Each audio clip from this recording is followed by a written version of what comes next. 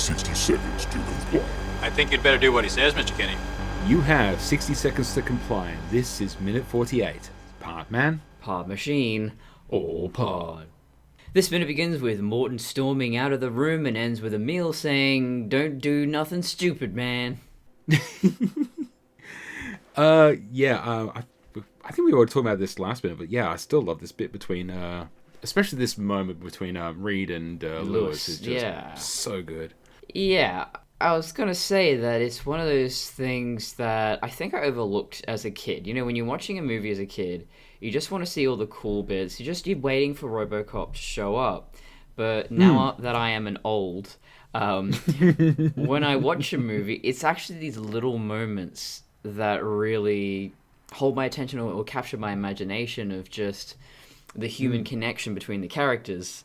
Also, RoboCop's very cool, and we will get some very cool RoboCop scenes coming up. But yeah, it really, and this is something I did not understand as a kid, it's just you can't have all the explosions and the robots and all of that because it just becomes this meaningless... Well, it becomes a Michael Bay, hurricane of noise and explosions. Was it, what's the phrase? All thunder, lightning, and... I can't remember. Either way. No, Bay was the name I was immediately going to say. Is all sunshine makes a desert, or so the Arabs say. That's from Black Hole. That's a good one. Yeah. So it's funny because if you look at like standard, say, dramatic progression in regards to, say, like tension and release and rising stakes and stuff like that, it's not a simple gradient. It's peaks and troughs. You're building up, you slow down. You build up, you slow down. You build up, you slow down. And as you still keep the tension rising, but you need to give the audience those moments to breathe out. And if you're just constantly going or droning on, or there's no relief of the tension, you get audience burnout and stuff like that. So it sounds great in theory, 90 minutes of tits and explosions, but after like maybe 10-20 minutes of tits and explosions, you're just there going, I'm kind of done. Yeah, okay, what's the point? Where are we on? What is it? Yeah. Or you basically sit through a 90-minute movie and you're just there going, I couldn't possibly tell you what fucking happened, because you just get sensory overload, and I think that's the Michael Bay problem. Lindsay Us has a great video on that particular one. I think it's in the Whole Plate series? The Whole Plate series, yeah. Yeah, I missed that. So good. Yeah, me too. That's the funny thing is, I've even appreciated these moments a lot more now, especially going through minute by minute. It's like, I like these scenes and that, but just hyper-focusing on this stuff is just really sweet. And, and also subtext. I think that's the other thing that's so crucial. And if people don't write stories, I've actually been editing stories written by friends who don't have experience writing, and it's really interesting where they're coming from and the mistakes they make because they've never had to write a story before. But if your story isn't about anything other than the surface level... RoboCop. If RoboCop was literally just about a robot cop, none of the allegorical stuff, the Jesus allegory, none of the corporate capitalist commentary, we would have forgotten about it. We would not still be talking about it. Ironically, we kind of already had that, but we're not getting into gaslighting just yet. But it is interesting, as you say, like, we absorb so much, but it's hard sometimes to get that stuff out. Like, that's there's a thing I hear a lot in writing is the best writers read. So they're always reading. They're always absorbing new things. Same like filmmakers. A lot of film nerds become filmmakers because they tend to see a lot of movies and they absorb a lot of movies and then they want to make those movies. Like Tarantino is like an infamous film geek. Yeah, I can't wait to have a proper camera because I feel like I'm always taking photos with my phone and I feel like I have a particular eye, but I do not have the technology to catch up with me. Some of that is training, some of that is, knowing what to do with the camera. So yeah, it's one thing to go, I'm going to grab a camera and shoot Citizen Kane, but well, no, that's, sometimes you'll get some classic disaster pieces from that type of stuff. Well, yeah, I guess it's a good point that it's not the technology obviously makes it better, but Scorsese would still be Scorsese even if he was filming on an iPhone. And I think that actually, well, not Scorsese, but some really big director did do an entire film shot on iPhone. And I've heard of this. It looks a little flat. It's not as wide and immersive as a million or $1 billion freaking camera. You've only got a 24 millimeter camera wide lens. You can't really. It's gonna have lens distortion. I mean, it looks comparable to say a BBC production today. Yeah, but still one of those things where, like, I'll take from a photographer's point of view. You can have the best technology in the world, but you still got to be the person behind the camera pointing and clicking. There are technical things like, is it sharp, is it in focus, and you've got focal ranges and stuff like that, blah, blah, blah, blah, blah, blah. But at the end of the day, you still need to point that thing to thing and press click. Being the most technically proficient cameraman in the entire world is not going to matter a damn if you're not taking a photo. Yeah. You use what you can, but... So, we got the reintroduction... Reintroduction, that's a word now. That is out. Yeah, it is. We have the reintroduction of Emil back into the film. Wait, is that when you reintroduce a douchebag? It is now. Yes. So we got the Urban Dictionary, get onto that. Of Emil, who is into douchebag. Yeah. Yeah, there you go. we reintroducing the douchebag Emil. And the thing that it never really occurred to me until, like, just rewatching this is the Shell logo. And then they're going... Because you go, it's a petrol station called Shell. And by the time they're going, hang on. There's something missing. The Shell logo. Oh. And I realised, it's Shell Motor Company. And that's a very specific wording, because I looked into this. I couldn't find anything on Shell Motor Company, because the Shell we know and... begrudgingly love, because for lack of a better term, is the Shell Oil Company. The Shell we know and know. Yeah, the Shell and the petrochemical that's going to destroy the world we know and love is the Shell Oil Company. They've always been known as the Shell Oil Company. But going back through the book and the script, it just says Shell. Even the script actually says... I'll just try. But it is a real motor company. Well, I can't find a Shell Motor Company. But even the script says, lit by a huge electric sign that spells out Shell. I think the book actually says the logo, as in it's you see the logo. So it's interesting. So they've obviously went, oh yeah, we're going to have Shell. Yeah. Well, we're probably going to be blowing up this server. Spoilers. Well, maybe they will reach out to them and... I've done some... I tried to do as research as I can, but there's just nothing out there beyond the location. So this area has been demolished in the inning. So RSVP Shell. Shell Motor Company. But it clearly isn't the same company. But yeah, it's not the same logo. And I think they legally can get away with it because it's not presenting itself as that company. Right. So... If a Weird. Shell petrol station is haunted, is that a ghost in the shell? Yes, RoboCop is being played by Scarlett Johansson. You know what? I would be see for her doing it. Yeah, fuck yeah. Yeah. That would be Scarlett Johansson as Lewis.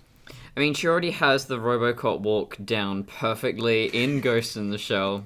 Don't know why they gave her those instructions. Or maybe that was her own decision. She's like, this is a robot woman? Oh, well, here's my chance to break out my inner RoboCop. Oh, yeah, that's canon now. Yeah, we've established that. So what we're saying is Ghost in the Shell is a better remake of RoboCop than Roboflag. Yeah, wow, actually, yeah, it is. Huh, isn't that funny? You suddenly put it in that context and you go, wait, You've made this movie. You haven't changed anything about the movie, but you've immediately made it a million times better. Oh, they cast a woman. They've set it in Japan. The production value, the visuals are way better. Oh man, what a great RoboCop remake! I wonder how many movies we could... Not necessarily to RoboCop. I wonder how many movies you could apply that to different movies. Like, wow, that movie was shit movie. A fantastic James Bond for movie thrown out of my head. Oh yeah, I would. I'm gonna keep that in mind, and whenever I think of one, I will let you know that. Oh, this was a shit movie. What a fantastic remake of whatever. Well, I guess you can apply that to anything with a monomyth hero's journey. You can just go, oh yeah, that was a... And robots. Yeah, yeah. But like, oh yeah, the what you call it? Star Wars. Yeah, it was a great remake of Lord of the Rings. Yes, exactly. Well, one funny thing. So when Morton's actually walking out of the room, he's got dialogue, but you can barely hear it. It's actually in the script. It says, keep him on the streets. We maintain the schedule. We can't afford any downtime right now. But, yeah, let's get back to Just Emil. let him walk. Just let him walk. You'll get it out of his system. Just let him fight some crimes. He'll come back for a nap. So one of my notes on this location is that a strip club on the opposite side of the shell? Probably. Because there's a shot of Emil from inside the actual service station. You can just see these like silhouettes of these look to be women with blue lighting around them. One of them's bent over in a very provocative position, and there's an archway with some lights on it, but there's no signage. So it could be a Northbridge strip club. Yep. I did attend one of those for the first time recently. Oh wow. Yeah. It's been a long time since I've been to a strip club. But I got a kiss on the cheek from a stripper. She's clearly into me. Yeah. So how much did you pay for that? You know what? I managed to go through there without even spending more than $30, so I'm pretty happy. That's not bad. That's not bad at all. I'm going to say, probably inflation, probably $30 probably doesn't get you as much as it did when I went to strip clubs. Nah. That's just the minimum. Anyway, never before, the fun of Minute by Minute, I've never before looked at the background of this and went, that looks like a strip club. But obviously, either the signs were put there by the production crew, or that was just the location. No idea, because I looked on Google Maps, and I'm not sure if the building looks like it's still there, but it's not that frontage. I'm not sure if this was set to be demolished, or that, because most Hollywood explosions don't destroy any structure. It's just all petrol and flame and no devastation. But yeah, just food for thought. Yeah, I had a thought and it went out my head now. It's okay. There's this machine he's got in the background. I don't know what it is, because it looks like a till, but then he's got a till underneath. Yeah. Oh, I had comments about this guy working at the service station. It's just like, how old is this guy? He's still a student? I would have thought he was the teacher, but I guess, I don't know. This is... No, and he's got an unfortunate receding hairline for a uni student, but that could just be him pulling his hair out doing all this maths. Yeah. Did I write down what he was actually doing? Oh, yeah, Euclidean geometry, which, fun. Yeah. Fun. Well, so just quickly going to the commentary, this Ed mocks that this is based on Paul Verhoeven himself, and his obsessiveness and but apparently this is actually something Paul used to do in high school. In university, he was studying maths. He didn't say what it was. He said he was doing mathematics and working at the same time. So he did kind of, I'm not sure if it was deliberately inject a lot of that into this performance or not, but I'm not sure it was a deliberate reference, but yeah, he actually felt like empathy towards this character from doing this, and he really enjoyed he really identified with the work-study dynamic. So yeah. Yeah. Well, I like how Ed calls it confronting the brutal reality of the world. I've been thinking about that lately because I've been writing my sentient car essay that I've been mentioning for ages, and it's getting there. But delving into human imagination and emotions, and so people bestow a lot of love into inanimate objects like cars. And then I had this realization as I was writing it, going, I know for a fact my car is not alive. I know it doesn't feel anything when I shower it with love and gifts and all of that. But it's not about that. The older I get, the more I realize human psychology is not about stone cold logic. It's about working with the human brain machinery to its best advantage. So if I make my life a little bit better, and I feel like I have more of a connection with this 2-ton death machine that goes at ungodly speeds, maybe that's a good thing. Well, if we were beings of pure logic, we would be Vulcans, and... Well, shit. That's exactly what I was hoping to spare you from. I don't know. Even the Vulcans find the human condition fascinating. Fascinating. Yeah, clearly we got it going on. By the way, in the background, I was looking at the strip club and it just says sex girls. That's all it says. It's just at the end where he goes, don't do nothing stupid, man, then just the sex girls. But you kind of have to pause it when the light isn't completely blowing out the lens. Oh, yeah. I think yep, I can see it. And there's a Delta City banner in the background. Yep. Damn. I would love to see... maybe the animated shows do this, but a RoboCop where Delta City actually ended up being built. So I think like that, I think, say, Alpha Commando, but I think that's not necessarily them being in Delta City. I think that's just, the artistic style, particularly of that era and like that kind of... Well, in our RoboCop remake/sequel, where RoboCop is brought back online after like 40 years, clearly that's going to be Delta City. I mean, where else would you set that, Yeah, of course, let's have him fuck up Delta City, yes. There was that time period where, like, especially animation, it was always, I think, of anything set in the future, even if it's like say, like Batman Beyond, it's like only maybe 30 years at most. And, like, everyone's got flying cars and stuff like it. It really goes back to a lot of that kind of, like, almost like the 1950s idea, post-war ideas of the futurism and stuff like that, Metropolis and stuff like that. Batman's always been a bit weird on time frame. Yeah. The animated series is set in the 50s and Batman Beyond is set in the 2050s. Yeah. I'd love it if in Batman Beyond it still looked like Gotham, just ancient. Yeah.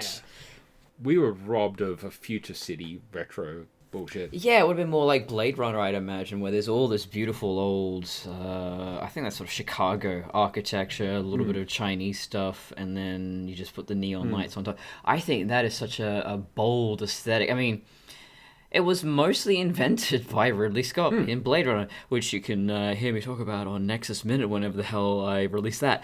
But yeah, it's fascinating trying to track that aesthetic back, and it sort of existed unintentionally. So Chinatown, those things existed in the 80s, but I really do think it was Ridley Scott who sort of took something from the natural environment, from just the urban sprawl, and utilize that as an aesthetic with a capital letter.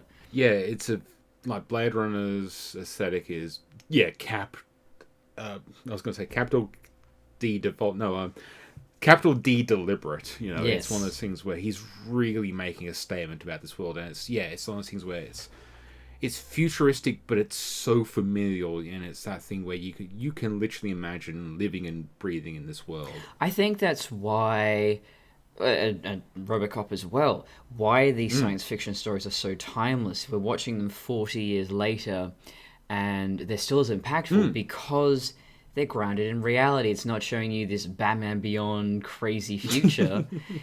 Actually, even Akira, I think that for an anime especially, they are very subdued and restrained on how they depict future Tokyo, which is now present day Tokyo. Anyway. This has always been the folly of setting a movie somewhat close to the future. Yeah. This is why Star Trek did it right. 23rd century, yep. we get there. And I Don't worry about the details. I'm doing my greatest regeneration Instagram, where I'm going through the 1980s in chronological order. And so often I look at old photos and just what people are wearing and stuff, going, that's pretty modern. You know, I saw Cece Quattro just wearing jeans and a fairly modern-looking leather jacket, kind of teased up hair, but not, 80s teased up. I just went, huh, yeah, like, people have a very particular idea of 1980s, but everyone wasn't looking like friggin' Madonna. But most people's 1980s, when they think 1980s with regards to fashion, was a bit more mid to late 80s, where it was got kind of big elbow pads, teased hair, flock of Shoulder seagulls, pads, you all the shoulder pads. Yeah, sorry, whatever. Nah, elbow pads, man, that is so 2040. Let's see gigantic elbow pads like a college professor tweeted. Anyway, the shoulder pads, like this kind of almost like resurgence of the zoot suit kind of, but it was mostly women's fashion. The neon and all that. A lot of that was a lot more the later 80s. Yeah, because pretty much from about the 40s or 50s onwards, everyone's just wearing jeans and t-shirts, and we've just continued to wear jeans and t-shirts. So the fact that RoboCop just shows people wearing uniforms you would expect to see today, they're wearing civilian clothing you would basically expect to see today. A lot of these characters could just walk down the street and you wouldn't look at them like, oh, you're a time traveler. Well, that's it. There's nothing about RoboCop which is explicitly 80s, except like some of the technology and stuff like that. That's just how society's moved. Like we look at this dingy petrol station, and the logos and the iconography of like the advertising. It's very set in the 80s. That's just production in regards to they're not gonna spend so much money remaking all that shit. It's not like it's a Star Wars thing when everything has to be in Urabesh and shit like that. Yeah, to quote Ernest Borgnine and Airwolf, they still dig holes with shovels. Yes, that's actually a really good observation. It's we get a sense that it's futuristic because of like the world, like RoboCop himself, and like there's a bit of futurism in there. But this movie could realistically be set anywhere in the last 100 years. I mean, 100 years, like as in like 50 years from now, 50 years behind this kind of thing. I rock, yeah. But unless your world building very specifically says why these things are the way they are, in terms of technological change. So, I think Star Trek makes sense in terms of it is so far-flung simply for the fact that the entire economic system and the technology they have access to, the alien species they have access to, it totally catapults every familiar aspect of humanity out the window. So it gives them quite a beautiful clean slate to work with. Whereas, something like RoboCop, it does not make any sense for it to just be super slick and futuristic and all that stuff. Yeah.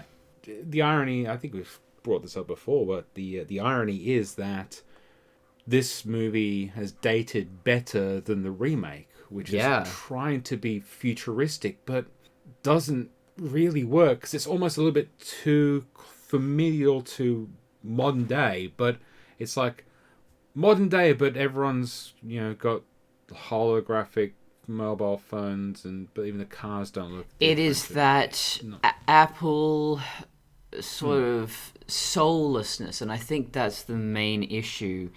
And I mean, I think 1980s movies just have this wonderful, comforting quality to it. And I think it has a lot to do with just the cameras and the way things look and the way light plays off of them. But yeah, I think just in terms of color palette and all of that, there's something warmer and more familiar about the original RoboCop than the new one, which is just so bland. Well, that's probably a pretty good segue. Yeah. Have you got anything else to add? My only costume note was that Emil has a skull and crossbones lariat, and I wrote that down too. I am all for it. Oh, and I would also like if just to show how insane future Detroit is, that the cashier, so Emil's waving the gun around, and the cashier, just barely reacts, and he just pulls off his own gun, like, okay, yeah, what do you want to try, buddy? You're like the third one tonight. Oh, I've got comments about the gun, but that's more. We'll the wait till minute. next. Okay. Gaslighting Robocop. Alex, how do you feel? I feel fine, Dr. Morton. This minute begins with Black Robocop and ends with a robo battle about to commence. My only comment is they spent 2.6 billion on that. Well, so yeah, they say he looks like $1 billion, and then someone else tries to go, he 2.6 billion, and then I was like, how much would it cost to make a RoboCop? And there's a lot of conjecture and stuff, but the article that I found to be the most useful was, of all places, Looper. Because they actually used existing technologies as reference. So they said, okay, cybernetic limbs, and this kind of sensory stuff, and this kind of computing stuff, and da-da-da. Okay, so ends up coming to $1.2 million. So yeah, they got ripped off. What the hell? Okay, well, even let's face it, they're a robotics industry. They don't need to prototype this. They have this stuff there. They're basically taking one of their robots and putting a brain in it. Yeah. They don't need to prototype the mechanical stuff. What they really need to do is really work on the human-machine integration. That's why you have Norton. They're essentially just badge swapping a car. That's all it is. Yes! Even Norton already has this technology. It's a different scale. Yes, there's 2 billion? Yeah, I mean, No. are they even okay? So, I know where would it they is. talk about the cost of R&D and the owning and running the Chinese facility, and are they incorporating everything into it, or? I just realized the 0.6 billion is actually developing RoboCop. The 2 billion was market research. Yeah. Oh, yeah. True. Yeah. Probably advertisements. I'm assuming they have an ad campaign. They hired Ridley Scott to do the commercials. It's a pretty big deal. Sadly, this is the Ridley Scott of I was gonna say Dance with Wolves. What the fuck? His latest one. I mean, may as well be fucking Raised by Wolves. Ooh. That's it. Ooh, lordy. I was almost going to say Walking with Dinosaurs. No, I know it's something with 3 words. But yeah, it's just one of those things. As soon as I guess when I was, by this stage when I was watching it the first time through, I was just kind of so checked out by this point, and this action scene did not check me back in. That just going by minute and just like, wow, really?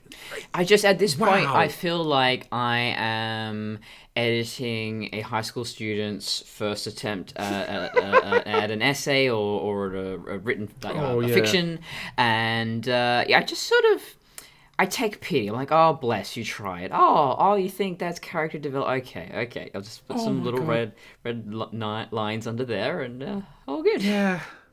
This might actually be a first pass edit. That's why the pacing is so fucking horrible.